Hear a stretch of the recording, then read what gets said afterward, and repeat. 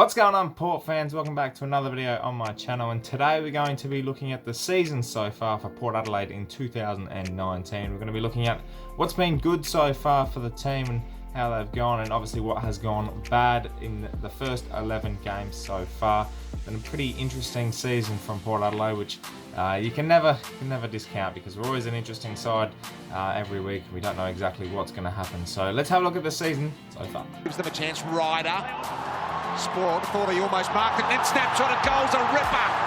He goes over to the crowd and says, what about that? Let's start with what's been good so far in 2019. It's been a pretty promising year, in fact. A lot of people would have thought Port Adelaide would have dropped in 2019, but currently, going into round 13, we're sitting 8th on the ladder. We're quite comfortably in there with a good percentage, obviously with a game in hand now that we've had our bye, and it's going to be one of those things where we really have to step it up going into the second half of the season. But what's been good has been, well, the obvious. It's the kids, the likes of Rosie, the likes of Dersma, Butters, Garner's been in there.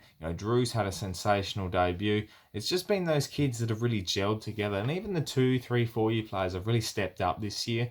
But with the few injuries and stuff like that we've happened, the kids have stood up, and I think that's one of the major things. The play, like Rosie's had a sensational start to the year. Yeah, he's been hasn't been in every game, in every part of the game, in terms of every contest, but the way he moves, the way he's silky in the wet, the way he can, really, he has football brains, that is the big thing for a kid. When you're 18, 19 years old and you're coming up against big body men who are a little bit smarter, a little bit wiser, they're a bit more experienced, and he can control what he's doing, it's just sensational to watch. And Dersma's a workhorse. He's been running, gut running, kicking goals. He can use the ball really well.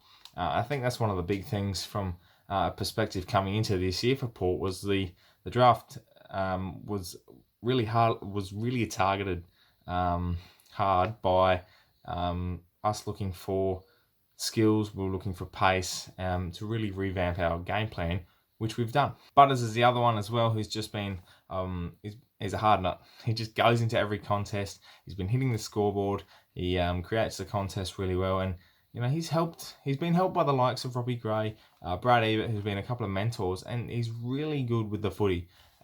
He probably needs to just stop rushing a little bit, but you can't really criticise the kids. They're just excited. They bring a lot of energy, which is one thing I think Port Adelaide have missed, and they bring a lot of that. And every kid that's debuted so far this year for Port Adelaide has been someone with energy, someone with a little bit of skill and a bit of class, which I think we've lacked. Speaking of class, it's Travis Boak. The resurgence of Travis has been phenomenal.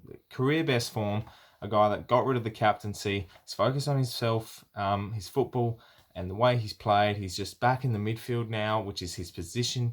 It just goes to show you never change a player's position or try and make them into something they're not. He's been fantastic with the ball, his work rate, his ability to get to contest after contest and continually to work.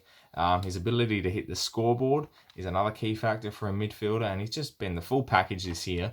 He's in All-Australian form. I think he's in Brownlow contention, and the way he's just leading with performance, more so than personnel, is another characteristic of Travis that has really shown through this year. And I think everyone else is thriving off of that, and it's really creating a real headache for the opposition, because you can't tag him because he works so hard. He'll run the tagger off his legs. So whatever Travis has done to really give himself every chance to be 100% fit and ready to go every game, it's working. He's been phenomenal. I just want to touch on the recruits as well. Obviously, in coherent with the kids, is Lysette and Burton have been fantastic. Both natural ball movers. Lysette's a workhorse in the ruck. He creates a contest. He can take a great mark, especially in the game against St Kilda. He was taking contested marks, and that's something Port Adelaide need, and we haven't had that.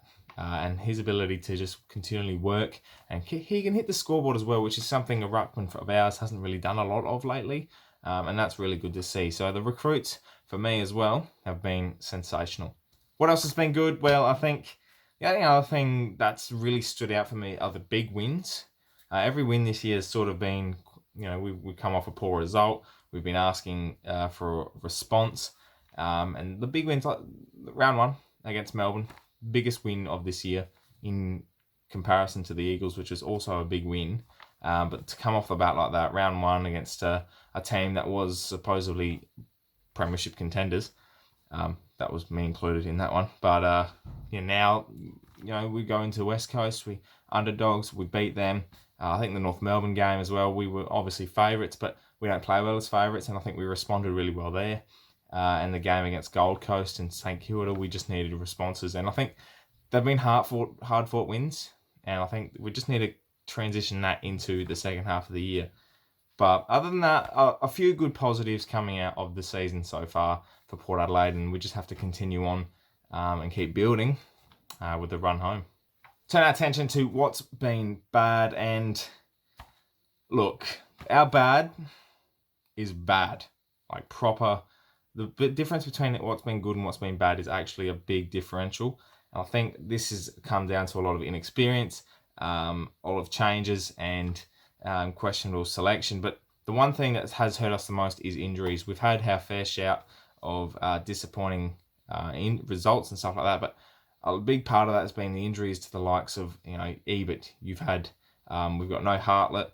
You had Wines, Jonas, Robbie Gray. They've all been injured. Like 8 of our best 22 were out at one stage, and we're playing kids and inexperienced with the youngest side in the comp at one stage by at least 200 days, I think it was. So it's that inexperience that's really cost us early this season with a couple of wins. Most notably, I think the game against Adelaide, and I really think the game against Hawthorn hurt us a lot more as well. But that was also due to poor performances, which continues into my next point, which is inconsistent performances. I think our wins have been great. We've played Port Adelaide footy. We've done really well. Our losses have been Port Adelaide footy. So you got the losses to Richmond, the losses to Adelaide, the losses to Collingwood. They've been disappointing. I think the most disappointment was the loss to Hawthorn, which has really hurt our season and our position on the ladder. I think we could be, what are we now, 6-5? We could be at least 8-3. I think we'd be right up there, but unfortunately, we've shot ourselves in the foot, and that's probably the biggest disappointment. Is every year we shoot ourselves in the foot, and really just to take off and win games that we should and win games that we shouldn't, and just really take the competition by the scruff of the neck. We're almost there, but we've been almost there for so long. One other thing that's been bad this year has been selection. I think a couple of times we've brought in players. The game against Gold Coast, where we brought in Frampton and that whole group, great selection. But I think out of the 11 games we've played so far, I could put my hand up and say we've selected going into about 2 or 3 games that have actually been a good selection week. The rest been questionable, and I just think it's just hurting the way we play. Too many changes sometimes. I think if there's no need for changes, don't make any. Make the players work. And I think the questionable selection on injuries as well. Jonas, underdone. Ollie Wines, underdone. Robbie Gray, sore. Just got to be a bit smarter with that. And I think, the player that we bring in for them might not be as good talent-wise or be as high up as they are on the spectrum. But essentially, we're having a fit 100% ready-to-go player compared to someone that's 80%. I'd rather take the fit guy. And you throw in the likes of no key forward, Aiden Johnson selection. What was that? I don't know.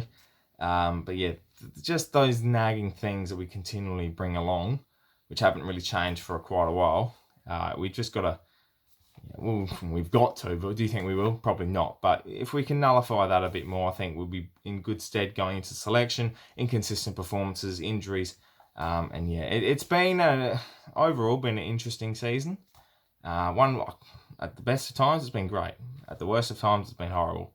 And if we can fix that up, and get a couple on the trot, who knows what could happen. Takes me into the run home. Now, I've got some 3 key factors to focus in on here. The first one is the return of Dixon, Hartlett, Wines, and Ebert.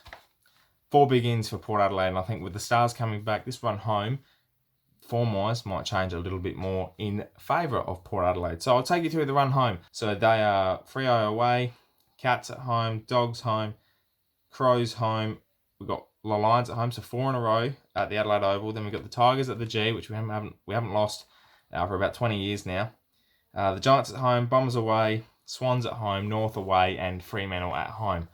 We need to win at least 7 of those, and I think we can with our current form and the way teams are playing at the moment. I think we can get get those performances right and get those wins on the board, which will take us at the moment to, I think, 13 wins. So 13-9 in the top 8, I think, is crucial for this season, because teams are losers, teams are winning games they should, teams are losing they shouldn't.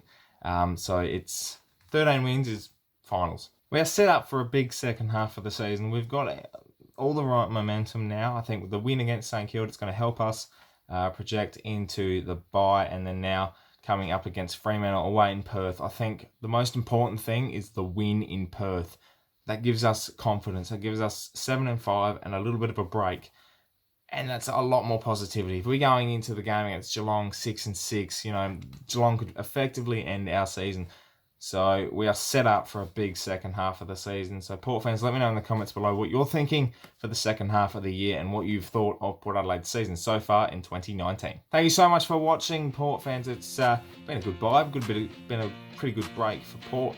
And I think now, going into the second half of the season, I'm refreshed. Players should be refreshed. So we're going to get into round 13 with a preview on Wednesday night for the game against Fremantle in WA, which is going to be huge. Thanks for watching, Port fans. Make sure you subscribe to the channel if you're new, for plenty more Port Adelaide content coming your way. My name is Anthony, and as always, can't